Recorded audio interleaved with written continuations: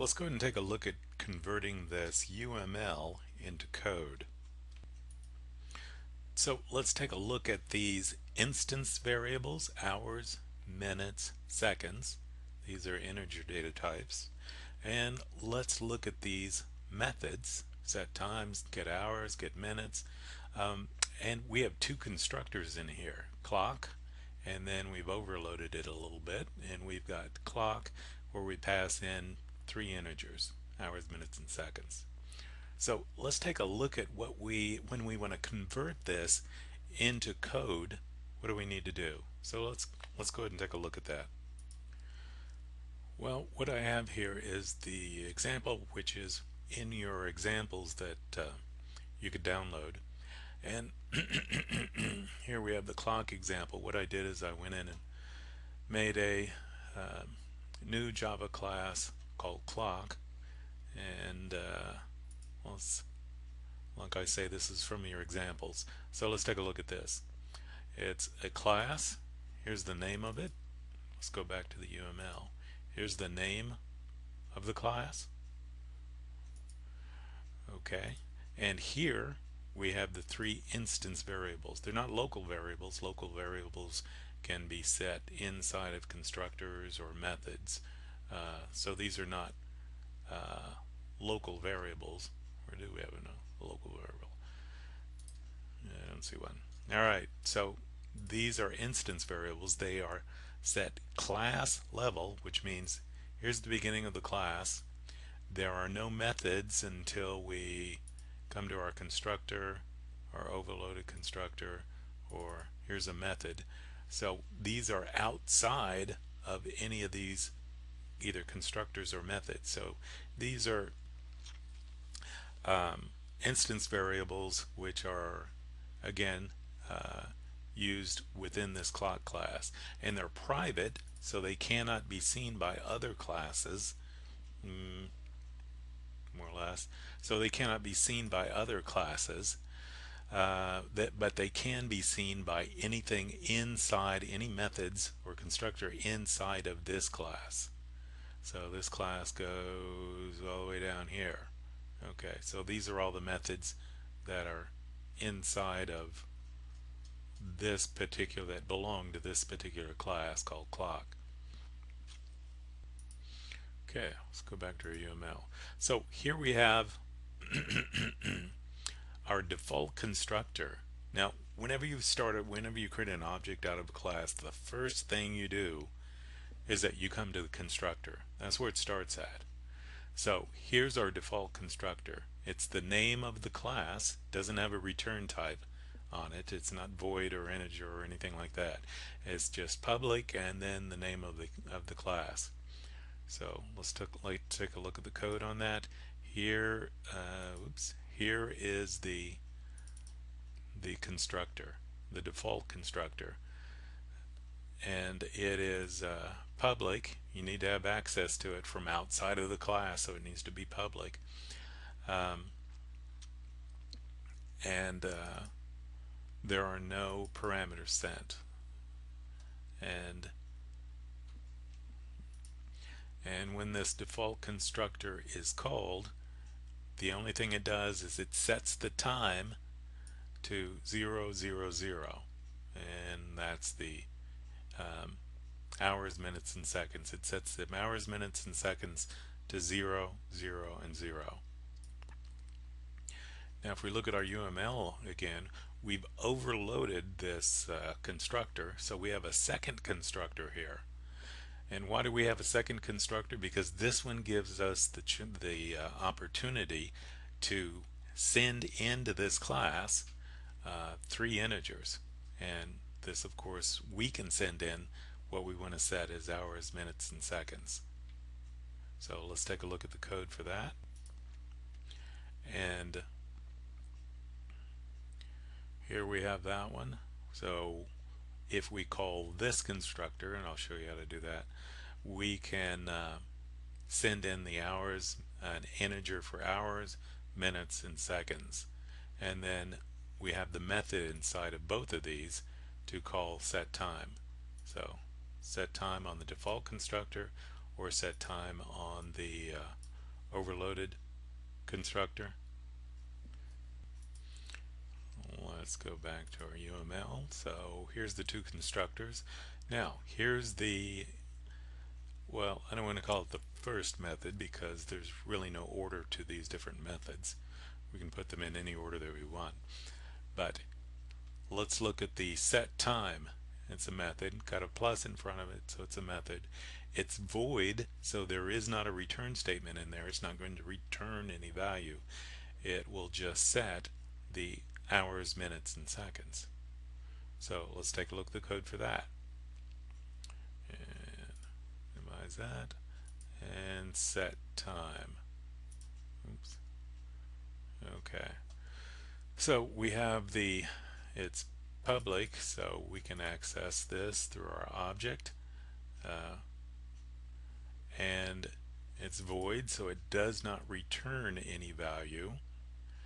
And set time is the name that we gave it. We can give it any legal name that we want to, and the parameters are 3 integers, and in this case we're calling the first one hours, next one minutes, and the third one seconds. So it passes these in, and it sets the time. It sets the hours, minutes, and seconds. So of course you don't want it to say 25 hours and 62 minutes and 180 seconds, so you want to convert it into something more readable than that. So it sets the time for us. So that's what that method does. Let me close this back up again. And these instant variables, we keep them hidden from programmers who want to access this class. So we keep them private, and we don't allow direct access to this hour variable. So what we do is that we allow a program, an object that's created out of this, to access these indirectly, so that way we can protect these values. And we do that by saying we can either get the values, we can get whatever the hours are set to, hours, minutes, or seconds are set to, and there are also setters where we can change these values if we want to. And in this case I don't think we have any setters in here. No need to set these values, but we can go in and we can get whatever the hours, minutes, and seconds are set to. So these are called getters, and a lot of times there's also setters. In this case we don't want to set anything, but so, and they are public, and in this case it's an integer data type, and it is, and we gave it a name of get, which means we're getting this class instance value, and the one called hours. Okay, and the only thing we do is return the value of the hours variable. Okay, so we could go through all of these different methods if we wanted to, but the basics of it is that we can look at this, and while we may not know what's in the body of these methods, what we can do is that we can certainly write the method names, we can create the instance variables, and in this case we can create constructors. So we know the name, we know the names of the instance variables, and we know the name of the methods that are located inside of this clock class. So when we do that, we can go in there and create the instance methods. Here we've created the constructor, and like I say, we don't from the UML we don't know this part of the code, but we do know this, and we do know this. We can create our own names here,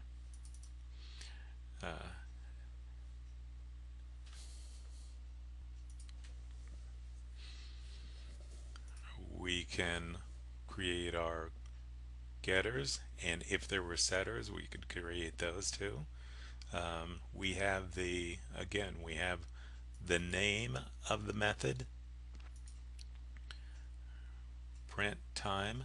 We know it's void, and we know that it's public, and these are private. The minus sign means private, the plus means it's public.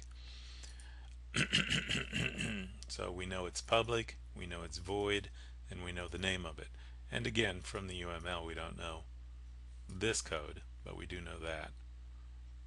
Okay, so that's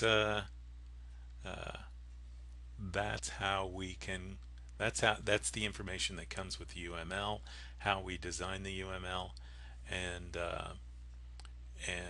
what the basic code looks like without actually putting in the implementation of the coding inside the body of each one of the methods. Okay, that's all. Oh, one last thing about the clock class. We can't really run it yet unless we have a main method included in our clock class. Um, we can build it so to check to see if everything's working okay. So if I build a project, whoops, here, let me try that again. Oh, okay, that's okay. Okay, build successful, but let's see. The clock class does not have a main method, so we can't run it. So we need a main method. So either we can add the main method to the class, or we can put it in a class by itself. As long as it's in the same package, it's okay.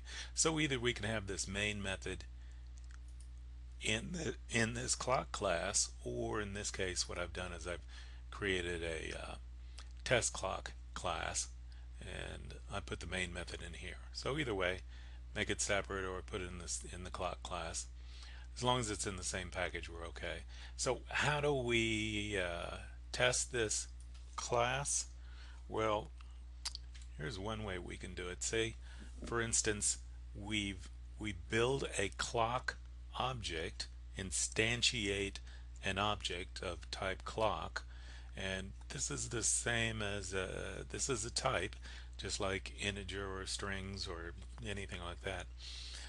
So we have a clock, and we call it obj1, and new means we create this class, and we call the constructor. Remember the constructors that we built.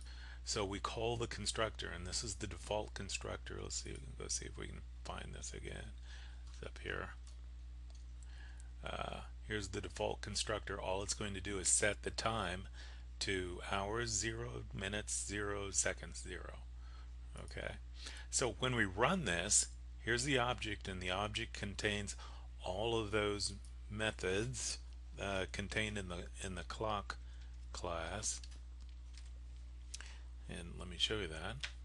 And see, these are all the methods plus inherited methods from the object, which all classes inherit from. But you'll see that we have, for instance, get hours. We have the get hours, and we didn't do Java docs on that, but let's do get hours, and that's a method that's in our clock class. And get, where was it? Hours. So we should be able to pull back, and this is an integer data type, the number of hours that we have in our class. So if we call the default constructor here, passing no arguments to our constructor, notice there's no parameters in this when we call the constructor. So when we call it, what value should we get for hours? Well, we should get 0, because that's what we're setting it to.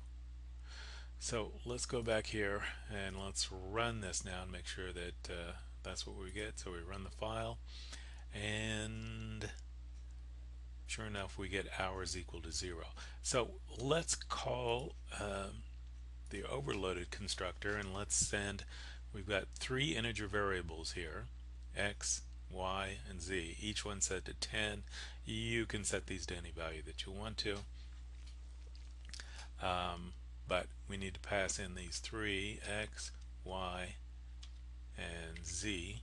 And remember that when you pass these values, they have to be the same data type as what they're receiving. Let's go see this default constructor. So each one of these this has to be integers, this has to be integers, this has to be integers, separated by a comma.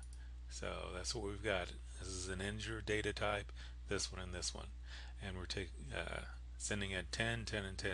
So now when we run it, we create this object, and we have all those methods, and the method of getHours simply returns the number of hours. When we run this, we should see that hours has changed to what we sent to it, which is 10. Okay, so we can test any of the methods in this clock class. Just create an object and send some test data to the object, or for the ones that are void, we can just also do that. So let's let's try one of the ones that was a method that was set at void, and let's see, and our name of our object is bj1 dot, and let's see, print time. That's one that was void. You can see the data type over, well, you can't see it, but it does have the data type here. So let's go ahead and oops, let's see what we've got here. Void type not allowed here. Oh yeah, okay. Tell you what, we're not returning a value, so we can't use the system.out.println. What we can do is just call the method directly. Okay, so now let's try that, and now we run the file and call the print method, and the print method prints out those three values that we sent to it.